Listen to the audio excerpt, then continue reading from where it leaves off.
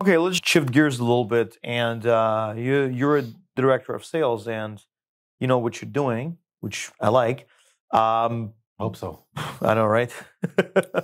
So, what's the philosophy of sales overall? I mean, bringing in new clients to the company, that's sales, but there's way more into that than this, right? Why don't you talk about it? Yeah. One thing that I found interesting in my career is I worked with different organizations, and one thing that I've come across is there needs to be an understanding. First off, okay, I am a firm believer, and I'll even work with this on anybody about, hey, you know what? If the individuals you're talking to don't have a need, there's no point in pushing it. Yeah. What you're going to do is you're going to get a sale, but you're going to get a bad sale.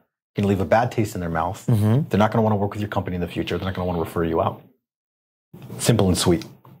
So it's a concept of BANT, right? No.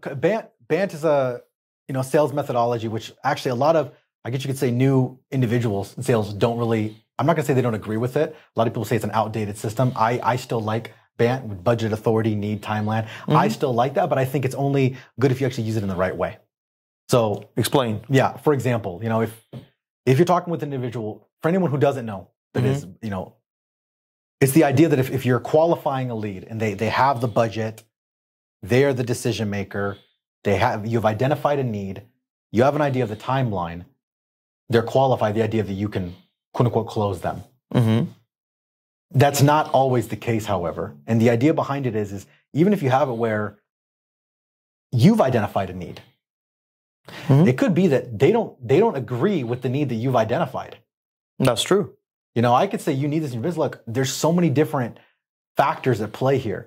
I think what's more so important is that, I worked with a company before where the leadership had no idea on what the sales team was struggling with. The tenured sales mm-hmm. rep, they knew what was going on. They knew how to work around it. But all the directives coming from the top, they had no clue. Why? Because they weren't invested. They weren't engaged. If you're not invested with your team, if you have no idea what's going on, what the struggles are, how can you even call yourself a leader? That's true. And that's why with myself, look, I also believe it can be the opposite effect. You can be a micromanager, which is not good. You lead by an example. There's a saying that I love, and I live by this, is a leader cannot follow someone who's not a leader. And that makes perfect sense. I don't think I really need to explain it. I think mm-hmm. everyone understands what that means. So when I teach my team to do a certain process, do something, I always welcome they can bring new ideas to the table. But if I tell them something, it's either something I've done before or something I'm doing now. Mm-hmm.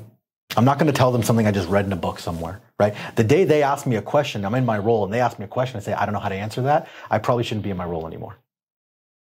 I've seen it where at previous companies, for example, mm-hmm. I've seen some great representatives. I've seen account executives, sales executive, account managers, where they're getting so much pressure from the top.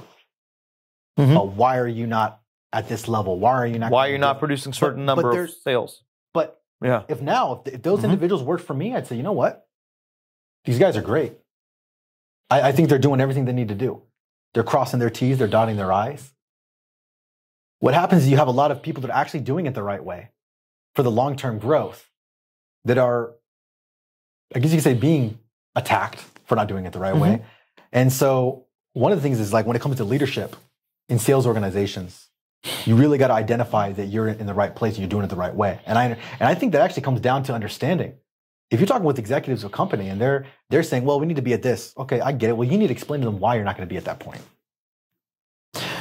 Let's just put it this way. If you're selling a product or a service to a demographic that has absolutely no solid need for your product or service, mm-hmm. you can't, there has to be a reason why they're going to buy it to begin with. And not a lot of people understand that. And unfortunately, not a lot of salespeople understand that. I mean, are you going to open up a ice cream stand in Antarctica? Of course not. Exactly. Yeah. Unless my ice cream actually has some special way, there's got to be something that's going to be enticing.